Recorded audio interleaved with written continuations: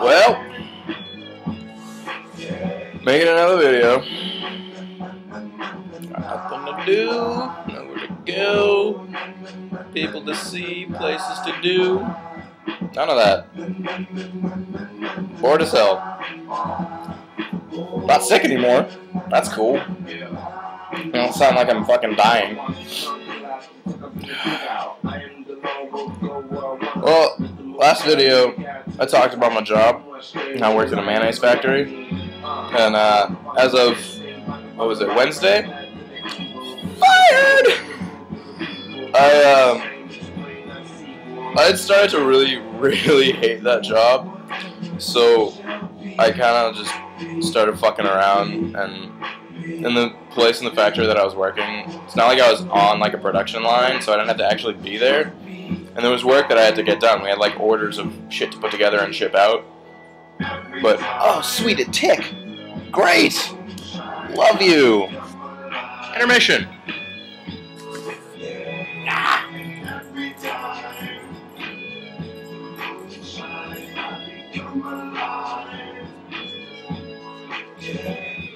One second.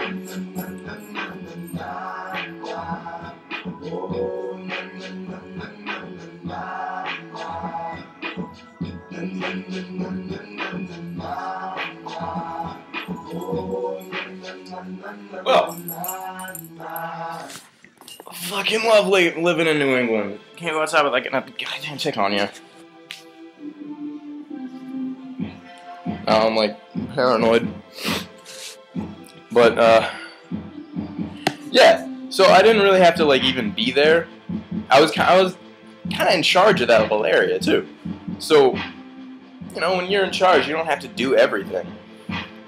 But so when shit didn't really have to get done, or if other people were doing it and being all busy and shit, I'd go and hide, pretty much. Well, not pretty much. I'd totally go hide. You got like these racks of shit and like stick pallets in them, like with stuff on them, and I found a spot up, like one level up above the factory floor, and it was like in the back, and nobody went back there. You couldn't really get to it. I could, because I'm like a monkey, and I'd build like stairs out of these half pallets, and so I'd go up there pretty much like every hour or half hour and just chill for a couple minutes. Didn't feel like doing anything. And a couple times I was back there when my boss came back to that area, and he was like, "Mike, where are you?" And I had to like fucking pray to God that he would walk away and not come over in that direction. And then like when he'd go down, I'd just come down and then like kind of meander my way around and eventually run into him and be like, "Oh yeah, I was looking for something," or just say I was in the bathroom or whatever. And he probably caught on to the fact that I was just hiding, not doing anything. So that started to build up. I was lazy, obviously, because I fucking hated it there. And I didn't do anything, blah, blah, blah, blah. But on Wednesday, I was working back there. I was actually kind of getting some shit done. And these two Mexican motherfuckers, one of them I was kind of friends with, because he actually spoke English. And we'll always be back there like throwing our little knives into the pieces of cardboard. But this time we kind of got a little more into it.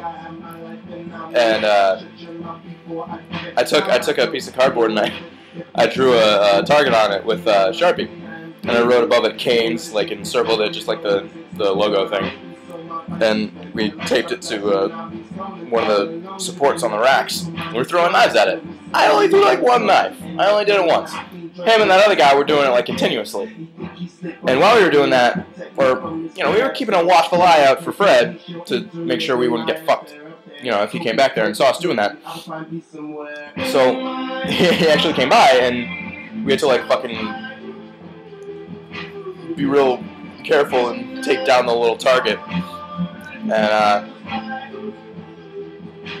then I went to lunch, and did normal lunch shit, whatever. I work 8 hours. I only get a half-hour break, 1 half-hour break, 30 minutes out of 8 hours, and